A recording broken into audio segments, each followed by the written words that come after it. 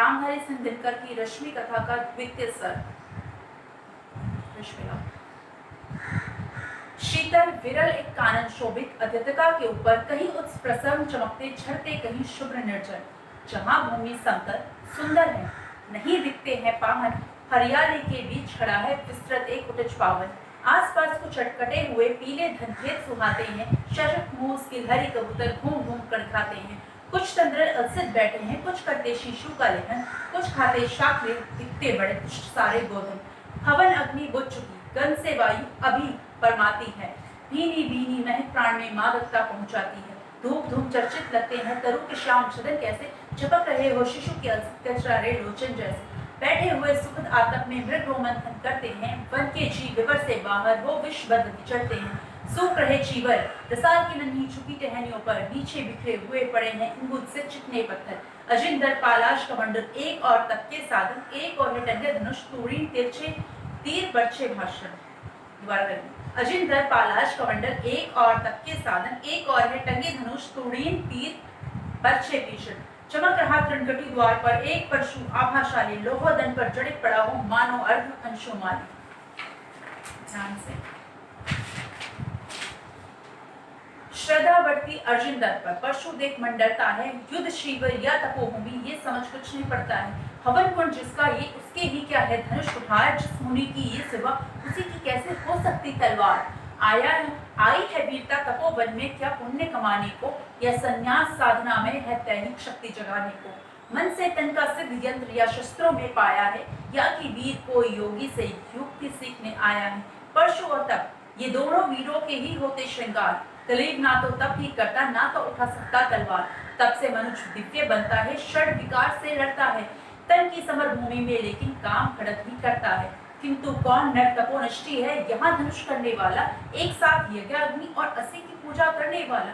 कहता है इतिहास जगत में हुआ एक ही नर ऐसा, रण में कुटिल काल संप्रोदित तप में महासूर्य जैसा। मुख में वेद पीठ पर तरकश कर में कठिन कुठार विमल, शाप और शर दोनों ही थे जिस महान ऋषि के संबल। ये कुटीर है उस महामुनि परशुराम बलचारी का, भृगु के परम पुनीत वंशधर व्रत वीर प्रणपाली का।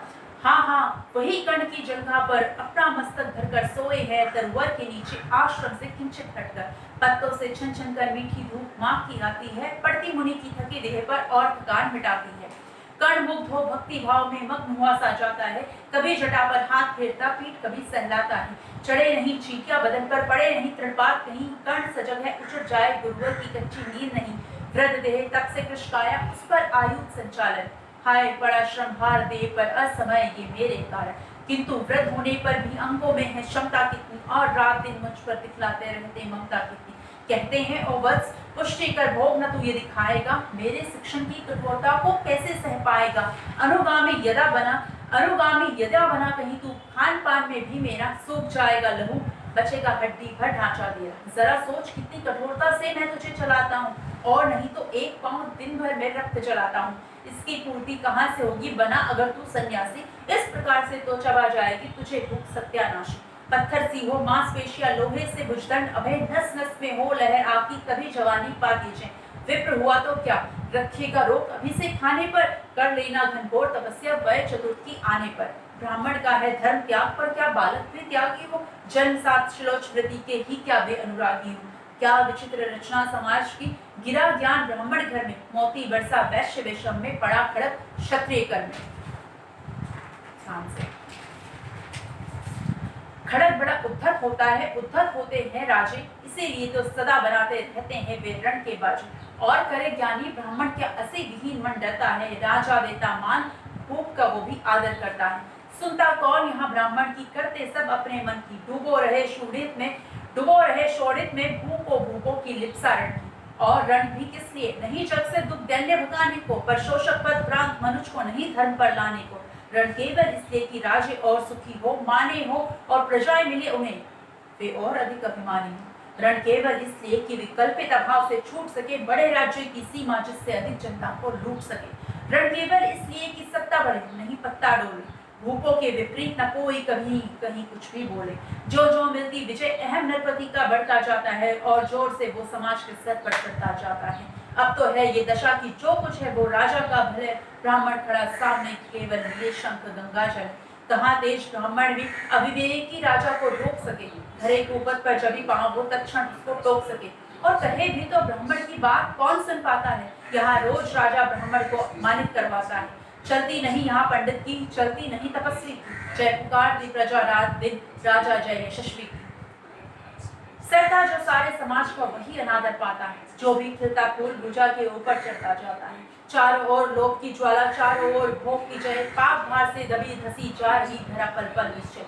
जब तक भोगी भूख प्रजाओं के नेता कहलाएंगी, ज्ञान त्याग तप नहीं श्रेष्ठता का जब तक पद पाएंगी। अशन वशन से हीन दीनता में जीवन भरने वाले, सहकर भी अपमान मनुष्यता की चिंता करने वाले। कवि कोविद ज्ञान विशारद कलाकार पंडित ज्ञानी, कनक नहीं कल्पना ज्ञान उज्ज्वल चरित्र के अभिमानी। इन विभूतियों को जब तक संसार नहीं पहचानेगा, राजाओं से अधिक पूज्य जब तक ना इन्हें वो मानेगा, तब तक बड़ी आग में धरती किसी तरह खुलाएगी। चाहे जो भी करे दुखों से छूट नहीं हो पाएगी।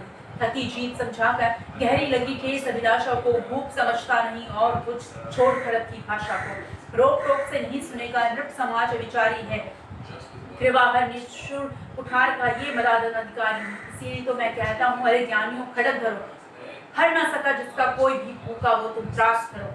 नित्य कहा करते हैं गुरुवर खड़क महाअधिकारी है, इसे उठाने का जग में हर एक नहीं अधिकारी है। वही उठा सकता है इसको जो कठोर हो कोमल भी, जिसमें हो धीरता वीरता और तपस्या का बल भी। वीर वही है जो कि शत्रु पर जब भी खड़क उठाता है, मानवता के महागुरु की सत्ता भूलना चाहता है। सीमित जो रख सके खड़क को पास उसी को आने दो, विप्र जाति के सिवा किसी को मत तलवार उठाने दो। जब जब मैं चाप उठाकर कर्तव्य कुछ दिखलाता हूँ, सुनकर आशीर्वाद देव का धन्य धन्य हो जाता हूँ। जियो जियो वत्स, तीर तुमने कैसा ये मारा है, तह उठा वन उधर, इधर टूटी निर्झर की धारा। मैं शंकित था, ब्रह्मा वीरता मेरे साथ मरेगी क्या, परशुराम की याद विप्र जाति न जुगा धरेगी क्या। मैं शंकित था, ब्रह्मा वीरता मेरे साथ मरेगी क्या, परशुराम की याद विप्र की जाति ना जुगा धरेगी क्या। पाकर तुम्हें किंतु इस वन में मेरा हृदय हुआ शीतल, तुम अवश्य ढोगे उसको मुझ में है जो तेजन। जियो जियो ब्राह्मण कुमार, तुम अक्षय कीर्ति कमाओगे, एक बार तुम भी धरती को निश्चित लेकर जाओगे। निश्चय तुम ब्रह्म कुमार हो, कवच और कुंडलधारी, तब कर सकते हो और पिता माता किसके इतना भारी।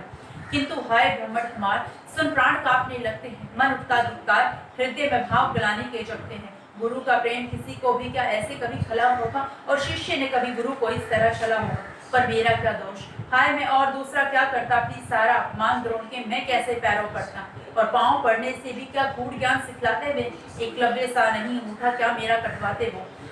हाय कर्ण तू क्यों जन्मा था, जन्मा तो क्यों वीर हुआ, कवच और कुंडल भूपित भी तेरा अधम शरीर हुआ। धस जाए वो देश अतल में गुड़ की, जहाँ नहीं पहचान, जाति गोत्र के बल से ही आदर पाते हैं जहाँ सुजान।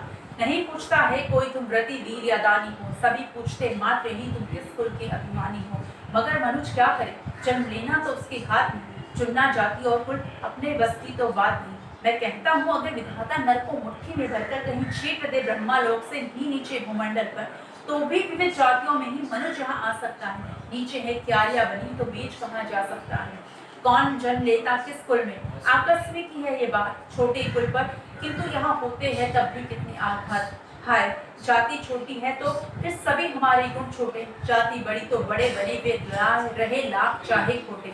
गुरु को लिए कर्ण चिंतन में था, जब मगन अचल बैठा, तभी एक विषकीट कहीं से आसन के नीचे बैठा। वज्र दृष्ट पर वो लगा कर्ण के गुरु को कुतुर कुतुर खाने, और बनाकर क्षुद्रमास में मंद मंद भीतर जाए। कर्ण विकल हो उठा, दुष्ट भोरे पर हाथ धरे कैसे, बिना हिलाए अंग कीट को किसी तरह पकड़े कैसे। पर भीतर उस धसे कीट तक हाथ नहीं जा सकता था, बिना उठाए पांव शत्रु को पढ़ नहीं पा सकता था। किंतु पांव के हिलते ही गुरुवर की नींद उचट जाती, सहम गई ये सोच कर्ण की भक्ति पूर्ण विहल छाती। सोचा उसने अतः कीट ये पिए रख पीने दूंगा, गुरु की कच्ची नींद तोड़ने का पर पाप नहीं लूंगा। बैठा रहा अचल आसन से, कर्ण बहुत मन को मारे, आह निकाले बिना शिला से सहनशीलता को धारी। किंतु लहू की गर्म धार जो सहसा आन लगी तन में, परशुराम जाग पड़े रक्त को देख हुए विस्मित मन। कर्ण झपट कर उठा, ईंटों में गुरु से आज्ञा लेकर बाहर किया कीट को उसने अपने